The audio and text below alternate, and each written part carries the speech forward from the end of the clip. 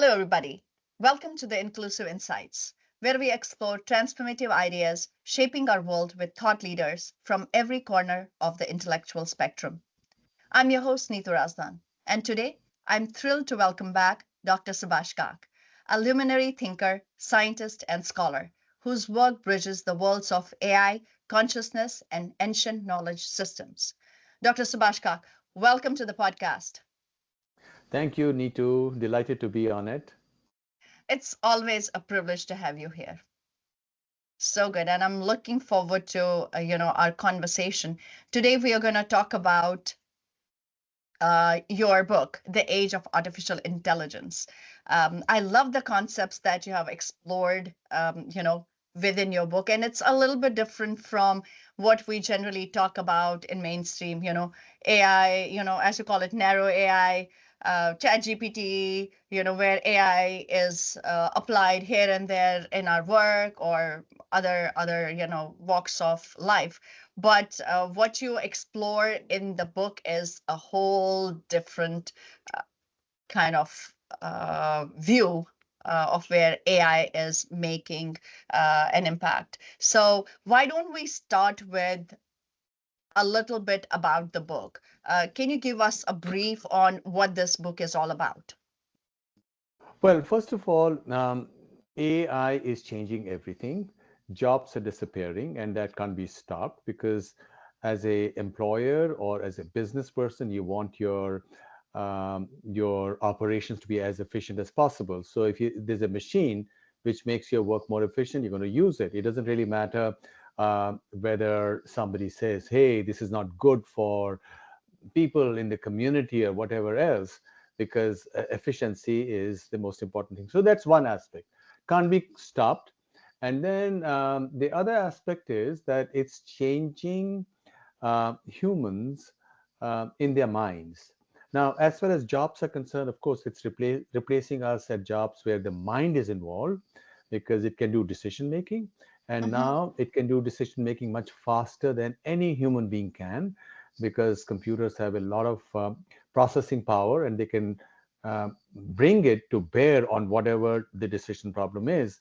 And the second is it replaces us in muscle power, robots. So wherever human beings were very essential at labor, on factory floors, so it replaces us there as well. So this is one side. The other side is um, by using these machines, we are getting changed. Our minds are getting changed. And in a variety of ways. First of all, we are prepared to cede decision making to machines. And we tend to see everybody or everything around us as also being algorithmic like. And so we Mm-hmm. are perceive ourselves as machines. And the moment we do that, the kind of motivators that existed for humans in the past, they are disappearing because in the past, and we see this even in literature, uh, there was this age of romance. Romance is something more than us being a machine. So that is the mystery or the mystery of the spirit, Mm-hmm. the age of religion, if you will, in human affairs. So that is also receded into the background. So it's all about bodies, about humans.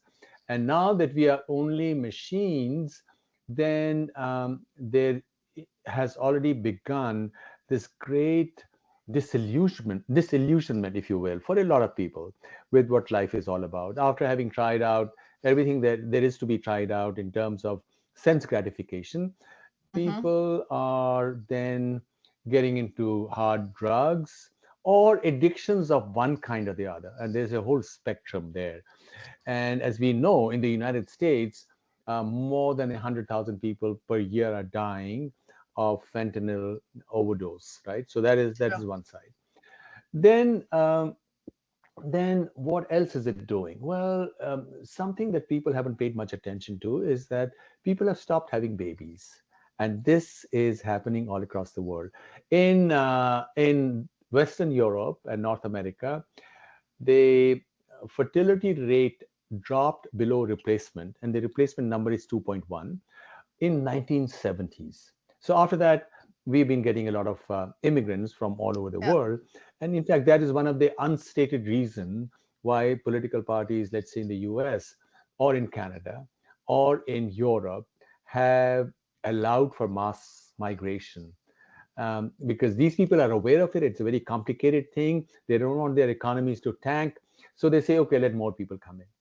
But what is happening now, for some time, the population sort of stayed constant, but now it has started to fall literally off the cliff. And not only in Europe, European countries like Italy or Spain more than others, or in Russia or Ukraine, but also in Asian countries like Japan and Korea and China. We forget. See, China's population right now is about 4 times that of the US. In another 80 years, there are projections that China's population will be less than that of America's. And that's Wow. why uh, some people are saying that it's not going to be China. China is not going to remain a superpower because of its population collapsing the way it's expected to. But that also gives the Chinese greater incentive to invest in robotics, into AI.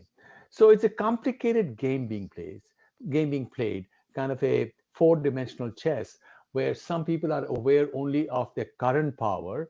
You Mm-hmm. know, in the game of chess, which I used to play almost professionally at college, so Wow. I know a lot about chess. You have to see many moves ahead, and the average guy says, hey, here China is very powerful, or US is very powerful, or UK is very powerful. But if you know how the game is unfolding, you would want to see, hey, what's going to happen in 20 years from now or 40 True. years from now. And there things may appear more frightening. Is UK already falling off the cliff and there is nothing they can do about it?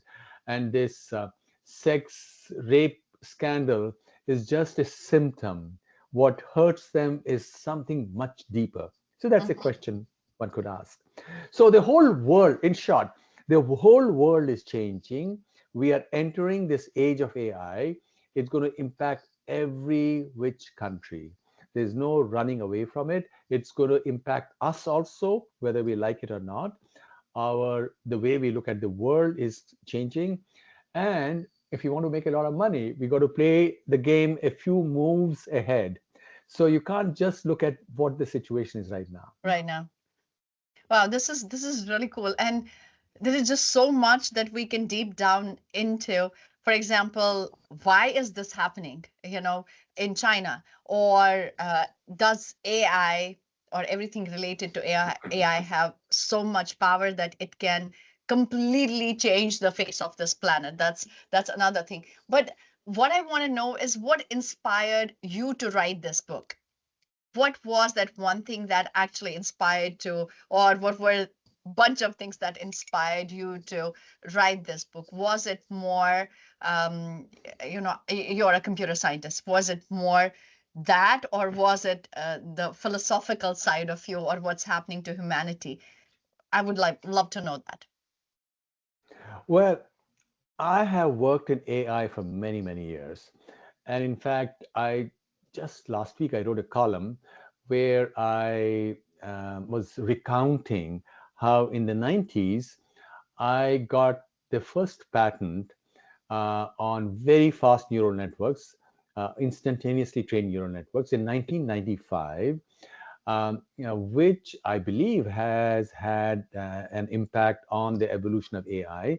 In fact, this particular patent was also licensed, and it sits in the heart of many a proprietary software for time series prediction, as happens, let's say, in financial time series.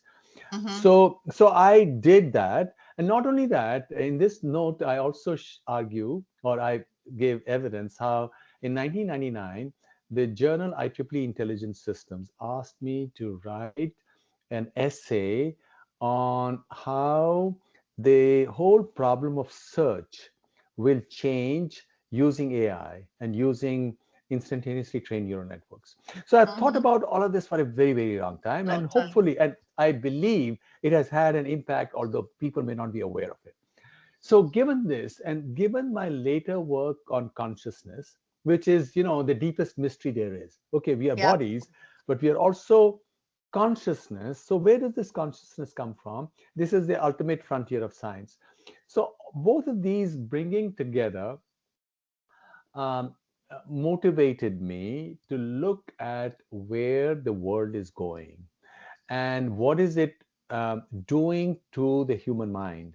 Because one could make the case that one of the reasons why people are not having babies is because their minds of this new generation are different from the minds of people, say, 2 generations ago. So Mm-hmm. they say we don't want to have babies because why should we have babies? That was not something that people said 40 years ago or 50 years ago, right? So this is something changing in the very minds of humans. Now, of course, some people say, well, look at China. Maybe China's population is collapsing because they had a one-child policy for a long time, which is true. They, after Mao Zedong, for a long time, they had one-child policy, and you couldn't have two. And so many families, if they had a girl who was conceived, would rather abort it because they wanted boys. So it Mm-hmm. did a lot of terrible things to Chinese society. However, this is really not true. I don't think that's what's causing China's population to collapse.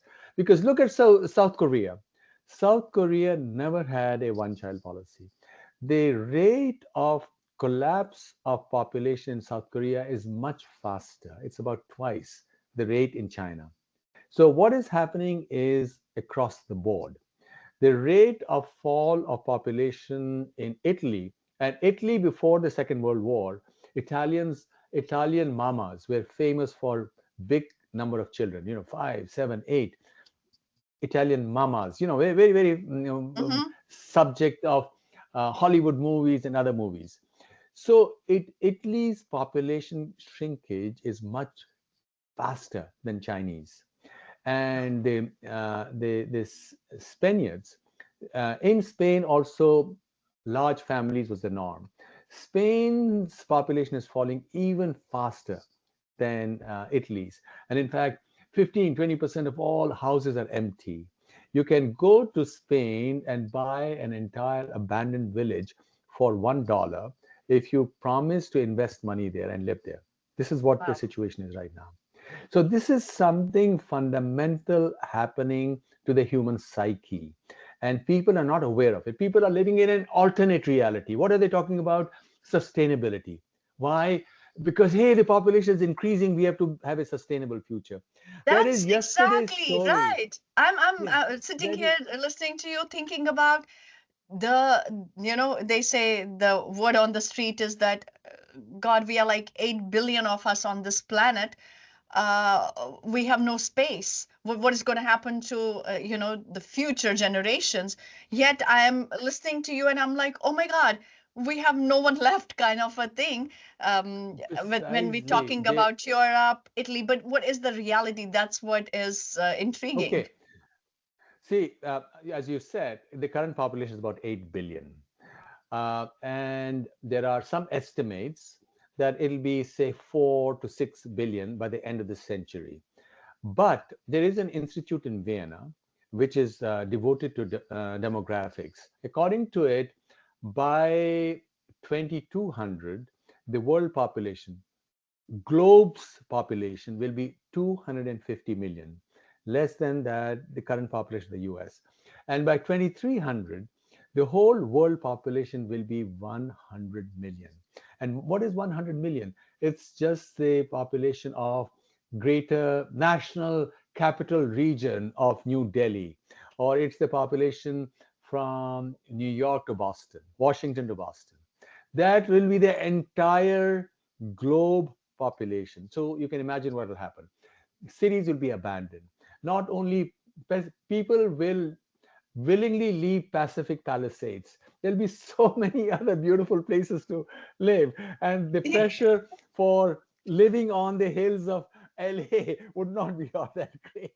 It's so intriguing because I'm just thinking if you told anybody about this at this point, no one will believe it. People will be like, no, how is that even possible, right? And when you talk about AI, we always kind of discuss AI right now in the context of automation and efficiency. But when you kind of sit there and tell people, hey, there are implications on our culture, and then all the philosophical questions that come with that, uh, it's like, oh, what are we talking about? You just can't wrap your head around it. What I'm wanting to know more of is, you said what's happening in China, what's happening in Europe, what's going to happen to India, or what's going to happen to US. I'm just trying to understand what is AI's potential to reshape the global power dynamics. Do you see there is going to be a shift? How do you see different cultures like India or the West or China approaching this shift? Well, most policy making in most countries is done by people who are looking at the past. They are not aware of how the world is changing in irrevocable ways. So, for example, if you look at India, it's all centralized planning. And Hmm. centralized planning is like use of AI. And same with China, and perhaps Russia and so on. And I think there's one big disruptor out here, and his name is Donald Trump. And I'm sure, like most other people, are shocked that he could have thought outside of the box and spoken about uh, getting Greenland or getting the country of Canada to become Canada, a part of right? the US. Yeah. He's thinking in terms of, hey, how do we reorganize the globe uh, now? And there are not too many politicians who can think like that. Very, Hmm. very impressive. I'm impressed. You may like it or not like it, and an argument could be made that the sizes of nations have been determined by the nature of prevailing technology. Why did Europe form its colonies? Because Europe had access to technology which countries of Asia at that time did not, namely, let's say, railway technology or the telegraph. So Hmm. East India Company could go to India, set up the telegraph network, set up railway lines, and control True. Asia. Okay, but the current technology is the technology of AI, and China has access to it too, and US and other countries who are doing cutting edge research, especially China and US, who are doing their most work in AI, and probably not India. And why? Because India has decided not to become an independent player. See, China has its own search engine, Baidu, this or that, own platforms. US controls the rest of the world through its platforms like Google or whatever else. India has chosen to just ride along with the West. And it has strengths and weaknesses. The strength is that, okay, you don't have to invest in any of these decisions. The weakness is that you are not in control of your destiny. So Hmm. here is the US with people like Elon Musk or people like certainly Donald Trump, who has a wonderful intuition. One may not like his style or not. He's got great intuition. So they are going to disrupt the world, and they are going to use AI to disrupt the world in ways which benefits the US. In fact, you can already see this. Let's look at US versus Europe. 20 years ago, or 16 years ago, when the financial crisis took place in 2008, the European economy and American economy were about the same. Now, the European economy is only 60% of American economy. Europe has shrunk, and American policies related to Ukraine, etc., have strengthened the US, while Europe has shrunk. And it's also shrunk because it's controlled by bureaucracy. America remains strong because America is still Wild West, so to speak, in technology. You can be a disruptor. You can think of the idea of Uber, or you can think of the idea of Airbnb. Europeans can't do that. They can only follow, or Indians can't do it. Indians can only follow. And Mm-hmm. that's where America's power lies, America's advantage lies. And therefore, what I see happening, in America also there are two kinds of thinkers. One is the old style power thinkers, like the Democratic Party or Joe Biden. And their thing was, okay, let's use war to break up Russia because Russia is our rival. And after breaking up Russia, we'll break up China. Trump is smarter. Trump says we don't have to use war. We will use our current, existing power, Mm-hmm. and by rearranging the map, we will geopolitically change situation that Russia and China will become much weaker players. And I think personally, this is what's going to happen. Very likely. Of course, nobody knows about the future. You know one thing about the future, the population is going to fall very rapidly. But that apart, you can't tell anything else. How will American leaders manage their affairs? Or how will the Russians do it? Or how will the But Chinese do it? but Or I what about thought India? We don't know about that. but I thought you could see 200 million chess moves, you know, way ahead of anyone else being a chess player. So I'm asking you this question. What do you think is going to happen in terms of the power What shifts? okay, what is going to happen is that the US will get strengthened. What Trump has indicated is so astonishingly shocking. He says, I'm going to use economic power to break up Canada. Mm-hmm. Imagine which other world leader would say that about a alliance partner and say, Mm-hmm. I'm going to break you up. So Trump can do it because Trump is also seeing the future in ways that no other political leader is. So America will remain strong. America is where opportunities would be. Now, of course, a lot of people say 21st century is India's century. Why? Because every other region, excepting Africa and the Middle East, and we shall not talk about that, their population is collapsing or falling or will fall very quickly. India's will start falling only in 20 years. So India sits on a sweet spot as far as demographics are concerned for another 20 years. But on the other hand, India has many problems.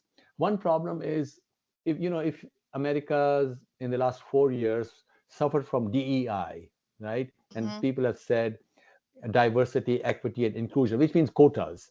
DEI is equal to DIE, die, societies die.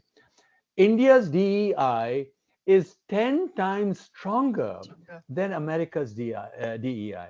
In fact, I know a lot of people from the towns, from the cities in the US, in India, whose children who are very smart can't even get admission in colleges in India because of all the horrific quota scheme. Quotas. And Right. all Indian political parties have embraced the quota scheme. So, Mm-hmm. so in other words, while things will still go well for India, why? Because even DEI is not used as drastically in India because there's a lot of empty spaces and people can still manage to function, and therefore it won't be killing in the same way as it was turning out to be in the US. See, in the US, it had almost become impossible for a white man to find admission in a good American college. The whole deck was stacked against white men. And that's horrible. A good country should give exactly the same opportunities to all people, irrespective of their gender or their racial origin. Now, India doesn't do Agree. that. In India, there is a lot of stuff stacked against certain communities. And what has saved India is that these communities have just left India. Look at all the CEOs of trillion-dollar companies in the West, and these are all Indians. And who are these Indians? From South India, where their families have been discriminated against for 100 years. They had no place for them in India. So they left. So they came here. And that's the strength of the US. The Mm-hmm. US is welcoming people irrespective of their national origin. So what I see happening uh, through AI is that America is going to get stronger. This is where opportunities would be. And then what America is also going to do is, because it's a kind of a wild west, there's openness of ideas. America will also use this system to reduce its potential enemies through NGOs, and it has already done it. Regime change operations all across Mhm. the world, and most recently, the Democrats did that in Bangladesh. And in my view, that is a very stupid thing for the American um, deep state to do it. Now, they might even try this in India. So what they're going to do is the American deep state will make it even harder for other countries who don't set their house in order to remain competitive. And so, advantage US once again in this struggle between nations. Mm. So we talked about, how um, Brits were able to colonize majority of the world because they had access to technology or they owned technology. What do you think outside of that? What do you think history teaches us about, adapting to monumental technological changes like AI?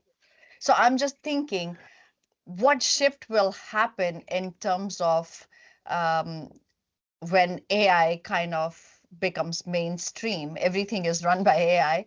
What will happen? What do you see happening in the world? Well, the lesson is there is no choice but to embrace technology.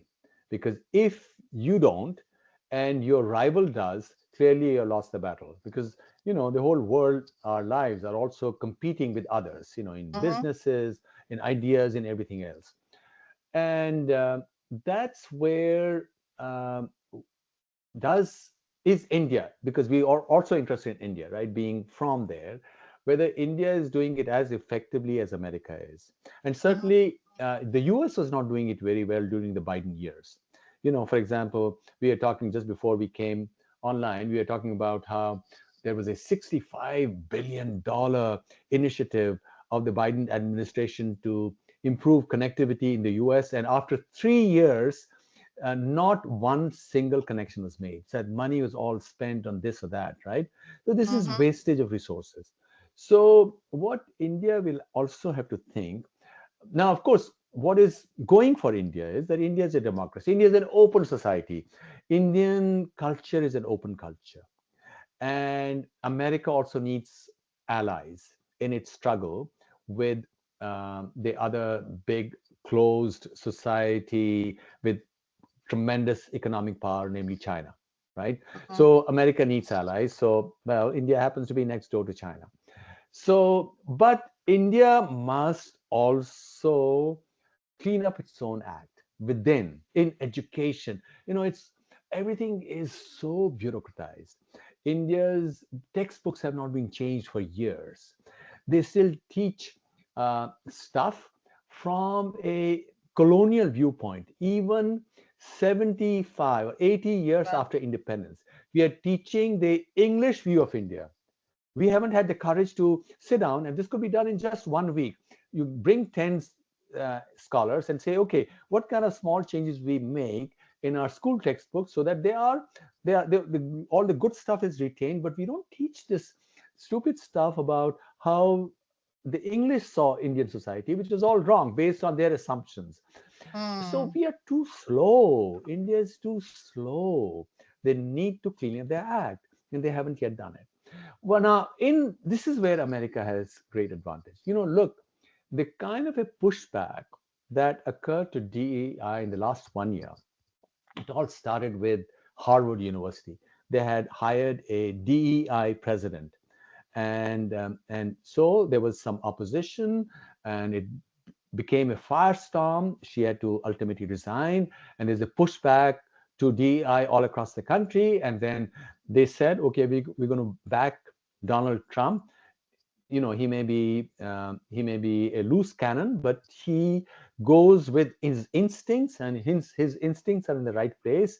He thinks about the greatness of America, so they went with him. And they triumphed, and a lot of people from all communities, including African Americans, supported him, which they left because it had a permanent coalition of women, African Americans, Asian Americans, Hispanic Americans, and the only group that was excluded was white men. So we will rule the world forever and ever. But they were dethroned. So this is where India has to also set its house in order. And I feel very strongly about it since I come from India and I have studied Indian culture. It's the most extraordinary wisdom tradition. And as I mentioned before, Indians are an open people. They want the success of everybody. In their temples, at the end of all their prayers, they say, let all people prosper. They don't say, let only Hindus prosper. They say, let Mm-hmm. all people prosper. People from True. all cultures and civilizations prosper. So, India, I wish India would do it, and that would accelerate change in India if this were to be done. Perfect. Wow, there's just so much to talk about right now. But what I'm going to talk about is I'm just going back to the book, which I had the privilege to read. So, you mentioned in your book that the role of AI in disrupting collective memory and cultural heritage. Can you elaborate how AI is contributing to this? I want to talk about, disrupting collective memory first. I remember in the book you talked about AI being a broken mirror, right? Which is a powerful metaphor. And I loved how it just shows some aspects of the reality, not the whole reality as what it is. So, how does this distortion of reality impact our creativity, our ethics, and connection to culture? And the thought of this culture again goes back to education system.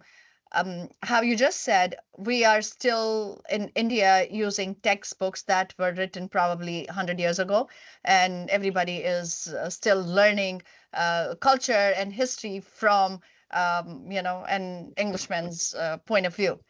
So, just going back to AI as a broken mirror, what can you tell us about that? See, while AI has its benefits, which we have already discussed, benefits in terms of reducing labor or reducing the need for micromanagement, computers can step in, right? They can do decision making, but there are also dangers to AI. And one of the biggest dangers is that it can decide on what information is valid and what information is not valid. Mm-hmm. So it can then, by keeping some information away from its users, create a view of reality which is not a correct one, which is not a valid one. Like And so, in other biases? words, Like, biases or even whole scale information, whole scale knowledge can be hidden.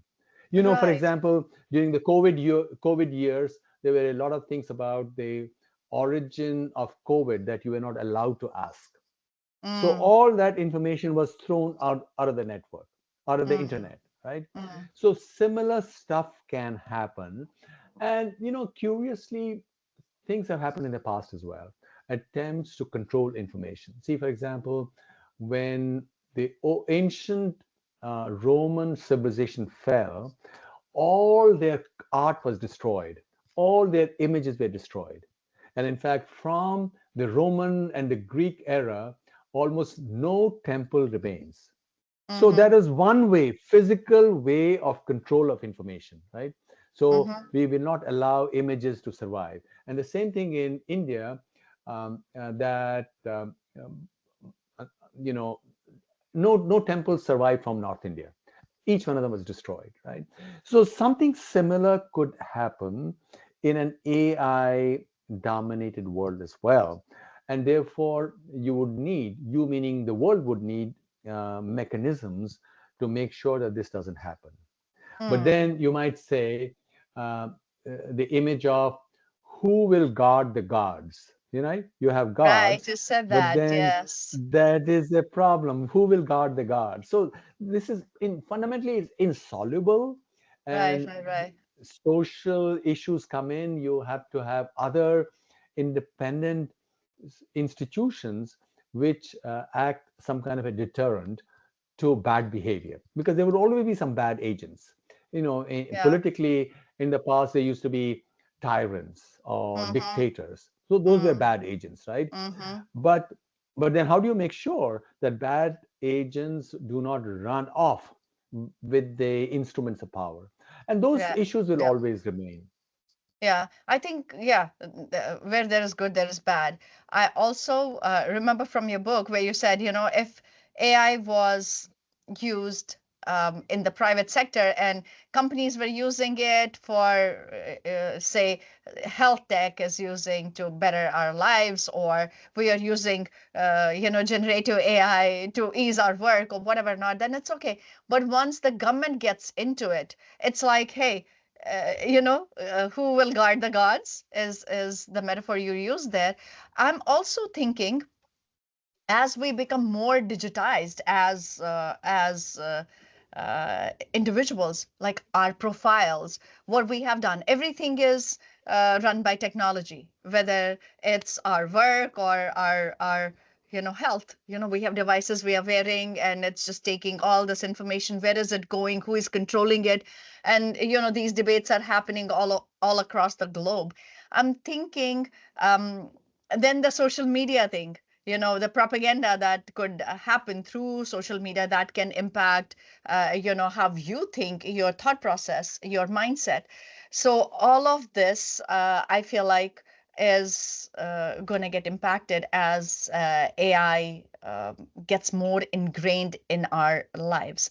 So now I'm thinking, are we at a risk of losing traditional frameworks of wisdom, such as those rooted in ancient philosophies? You are a Vedic scholar too. So I'm just thinking, will there be a time that we will get so brainwashed, we'll get so carried away by what AI is telling us? And like a small anecdote here, I was talking to someone, and how search engine or searching anything is like Google it. Now I feel like what is happening when I hear people talk is they no more say Google it, or they no more say search it. They say Chat GPT it. And that's what makes me like, oh my God, people, we have so much to learn about AI and what it can do to us, and how it's kind of, tightening its grip on our society. I'm now thinking, are we at the threshold, or are we on the path of losing these traditional frameworks of wisdom? Because there is a lot of merit to those. What are your thoughts around that? Excellent point. First of all, yeah, two aspects. One is, of course, surveillance. Everything that we do is known to some machine somewhere. So that's one aspect. The other aspect is the information that is accessible to you. Look at Mm-hmm. India. If we look at India's current society with a lot of educated people with colonized minds. Why are their minds colonized? Because they have had access to only certain kind of information in their schools and colleges and through the media. And this is what AI, Chat GPT. Now, Chat GPT also has its biases. And Mm-hmm. I'm told that Chat GPT has a leftist bias, just like Indian school and college education has a leftist bias. So it'll present a view of reality which is not quite accurate. And therefore, this is going to be one of the big fights or big challenges for those who run AI companies or who have aspirations to create new products, is how do we keep information which remains essentially unbiased? Because people who create these large databases which are at the ground level for search engines such as Chat GPT, or other AI platforms, generative AI systems. How do we keep all this information available? And we don't know what will happen, where it'll go. And it's likely that a lot of people would be quite happy once they are within that framework. It's like you go to India and people are quite happy. They say, well, what's wrong with the colonized view? It's good. It served our parents, so why shouldn't it serve us as well? And they are some of these people are very unhappy with any attempts to make any revisions in college and school textbooks. And in fact, one reason why India has not done, which should have been done years ago, is because of the reaction from these people who are very powerful. So the Mm-hmm. same thing will happen. There will be a constituency of users who would say, well, let machines run our lives. We are Mm-hmm. quite happy doing what we are doing, so let machines run our lives. So why should you upset the apple cart? And that's where people like Donald Trump are very fascinating, because people who say, hey, why do you want to take uh, Greenland away from Denmark, even though Greenland is a colony. Denmark is a small country Country. there in Europe, and Greenland is a much bigger island. So they would say, why do you want to change the status quo? Let things stay. And that's where we would need some disruptors of one kind or the other. I'm not necessarily saying that what Donald Trump wants to do or how he wants to do it is the right way, but I am totally open to the idea that things need to be changed from time to Changed. time. International boundaries are not forever, nothing is forever, and society should be nimble enough to see at the world level, hey, what do we want to Agree. do, how do we change things, so that people will fall into a rut like Europe has. See, Europe has literally lost its freedom. Or look at UK. The rape scandal is so enormous. People are saying 250,000 young girls were raped, and some of them were as young as 10 or 12, and nobody would want to talk about it lest some people get offended. Mm-hmm. How can a society permit it? And something similar must be happening in other countries as well of Europe, Sure. because Yeah. Europe has become a bureaucratized country, bureaucratized region. And that's why you need disruption there as well. I agree. Otherwise, you always run the risk of stagnation and then dying. Um, what role can cultural institutions and educators play in counterbalancing the disruptive potential of AI? I was, again, going back to your book, I was kind of thinking through what is happening with the education system and how AI could, disrupt that. How if universities do not adapt as fast as possible, and how, there are so many angles, how it's okay for anyone to have a course done here and there and get a job versus someone who spends a ton of money and gets a 4-year degree, or is has a postgrad degree. So how what can we do as society, or what can cultural institutions or educators do to counterbalance this? Well, as far as educators are concerned, in some sense, they are relatively powerless, because the old brick and mortar university is on the way out, is dying. Mhm. It's too expensive. What they teach you is not worth anymore. Well, right now, as far as skills are concerned, let's say programming or specialized professional skills such as being a doctor, etc., they can be taught in specialized places, right?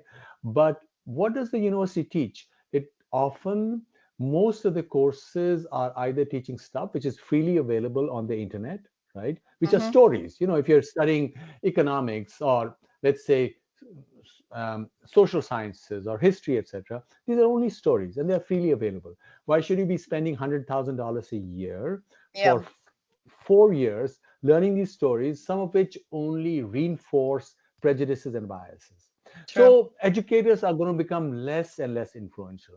I think what is straining to be born is something new, which is where people like you and other leaders in the tech world will have to come together and say, hey, what can we create so that young people have another path, and not just young people, everybody, another path to self knowledge and self learning.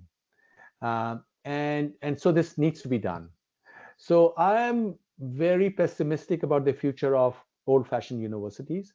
Most Hmm. of them will die. Maybe just a few will survive, and and what will be created, and maybe that's where America would still be a leader, because this new institutions will probably be created in the US first, because in the US, through their startup culture and by this culture of challenging whatever there is, whatever the received wisdom is supposed to be. So maybe people like you and others can get down and say, hey, what do we do? And what we do will also have a profit angle, will also be good from the perspective of making money off it. Because if the current system is so bad, and it's a kind of a black hole for people's savings, Hmm. you people in 4-year colleges, the parents, whatever savings they have, and at the end of it, they have no security, right?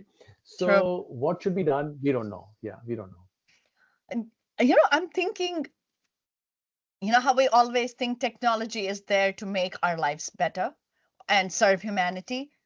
I'm thinking as we advance, I feel like when you go lopsided to the point that AI becomes human and humans become machines, kind of like that situation. Is it gonna deepen the existing divisions in our society or within different regions, or is it gonna help kind of bind us all together? I feel like, I don't know. It might widen the gap or it might just bring us all together. But somebody like you probably has that, insight. What do you think is going to happen? What do I see happening is more conflict. As population falls rapidly, Yeah. and as power centers shift, and that's when a nation is a power center, and within a nation, businesses are power centers. So they would be fighting each other. Now, within a nation like the US, the fighting is relatively bloodless. Of course, they do shoot people from time to time, like that guy, the CEO of the insurance company who was shot in New York City a couple of months ago. That's totally senseless Yeah. killing, right? But Yeah. a country like US provides security, but there'll also be uh, violent struggles across countries, which is what's happening in Ukraine. Yeah. It's all about power, and the US wants more power, and Russia wants to hold on to what it is. And so, as populations fall, as Ukraine's population falls from about 60 million to nearly 30 million in the last 20 Hmm. years. So there would be a lot of blood split or spilt at different places in the world. And I think that's where US is a haven, and countries like India are a haven, because India is an open democracy to a great extent. But in countries where you don't have such a democratic system, there would be killings and warfare, as is happening, for example, in Pakistan and Afghanistan. Now, Pakistan's greatest national heroes are three Afghans. And who are Mm. these three Afghans? Muhammad Ghori, um, Ghaznavi, and Abdali. These were Afghans who came to North India and destroyed North India. Everything. And the Right. Pakistanis said, well, they are our heroes also. But now the descendants of these heroes want to destroy Pakistan. Now there's a war going on between the Taliban and the Pakistanis. So there will be similar wars going on between the Shias and the Sunnis, or between this sect or that sect. across the world, and not just on religious lines in the Islamic world, but also on economic basis in different Mm-hmm. parts of the world. And that's where those who live in the US, and maybe this is one of the um, unconscious drivers for people to come and want to live in the US. They know in some sense US provides us security, which many other countries don't. Because if you live in Syria, maybe the Turkish government is going to bomb it, or the Israelis are going to bomb it, or one sect, if you're a Sunni, the Shia is going to bomb you. If you're a Shia, the Sunnis are going to bomb you. One way or the other. Or same in Nigeria, one ethnic group is going to bomb the other ethnic group, right? So America offers a lot of personal security. It also offers you room to use your energy. You don't have to actually kill others. You can create a startup. You can kill your opponent metaphorically. You can kill their company. You don't have to actually physically kill them, right? Which is, I think, is Yeah. a good thing to do. Kill their company. Don't kill them. Love the man. Hate the company. Well, Correct. in many other countries, you hate the man and you don't care for the company because the companies are controlled by the West. It doesn't really matter whether you're in Afghanistan or Pakistan or Iran. Mm-hmm. Ultimately, these are Western companies. So they hate people at a visceral level. They want to kill the other person. Mm. So that need not be the case in the US. Yeah. Just thinking, how do we prepare ourselves for um, all of this that's just coming our way? I was almost thinking, what are policymakers, what are governments doing to, prepare us or brace us for this? But now I'm like, okay, not talking about anybody. What can we do to actually prepare our own selves for this transformation that's coming our way? Well, the governments are not well prepared at all because a Mm. lot of people in the governments are also not aware of these issues. Now, at our personal level, well, we have to teach uh, how teach ways for people to cope with this uncertain future to the next generation. You have to tell them, first of all, you have to tell them the truth. This is what is happening, and and have confidence in their ability also to see what the right thing to do is.